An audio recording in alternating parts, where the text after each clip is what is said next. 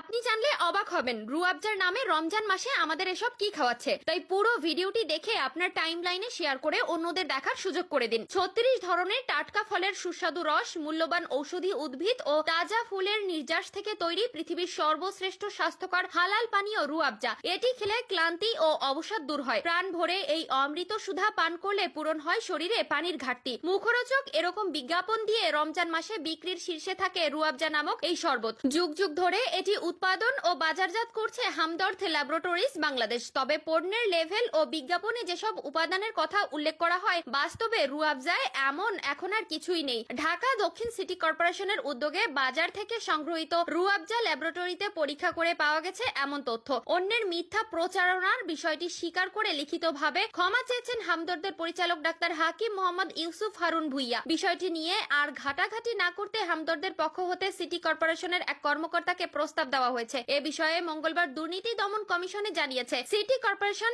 এবং খাদ্য অধিদপ্তরের লিখিত অভিযোগও জানিয়েছে সিটি কর্পোরেশন। হামদর্দের অনেক পণ্যের মধ্যে রুয়াবজা পছন্দের শীর্ষে। বিশেষ করে রোজার মাসে এ শরবতের বিক্রি কয়েক গুণ বেড়ে যায়। ঢাকা দক্ষিণ সিটি কর্পোরেশনের নিরাপদ খাদ্য পরিদর্শক মোহাম্মদ কামরুল হাসান সম্প্রতি বাজার থেকে রুয়াবজা সংগ্রহ করে পরীক্ষাগারে পরীক্ষা করান। ফলাফলে রুয়াবজা বিক্রির প্রচারণায় ব্যবহৃত নানা তথ্যের সাথে ব্যবহৃত প্রকৃত উপাদানের সাথে গড়মিল পাওয়া যায়। পণ্যের প্রচারে স্বাস্থ্যকর ফলের শরবত সহ প্রাকৃতিক নানা উপাদানের কথা বলা হলেও বাস্তবে এর কোনোটাই নেই। প্রতারণার এমন প্রমাণ পেয়ে হামদর্দের বিরুদ্ধে মামলা করেন সিটি কর্পোরেশনের ওই খাদ্য পরিদর্শক। মামলার আসামি হামদর্দের ব্যবস্থাপনা পরিচালক ডাক্তার হাকিম মোহাম্মদ ইউসুফ হারুন ভুইয়া স্বেচ্ছায় দোষ স্বীকার করে লিখিত দেন। জরিমানা হিসেবে হামদর্দ 4 লক্ষ টাকা পরিশোধ করেন। যদিও হামদর্দের পক্ষ থেকে আপিল করা হয়, আদালত জরিমানার টাকা ফেরত দেওয়ার নির্দেশ দেন। সিটি কর্পোরেশনের সংশ্লিষ্ট কর্মকর্তা এ বিষয়টি জানার পরে আপিল করার জন্য গত 19 ফেব্রুয়ারি নিরাপদ খাদ্য কর্তৃপক্ষ বরাবর চিঠি দেন। এরপরই আপিল ঠেকাতে উঠে পড়ে লেগেছে হামদর্দ কর্তৃপক্ষ।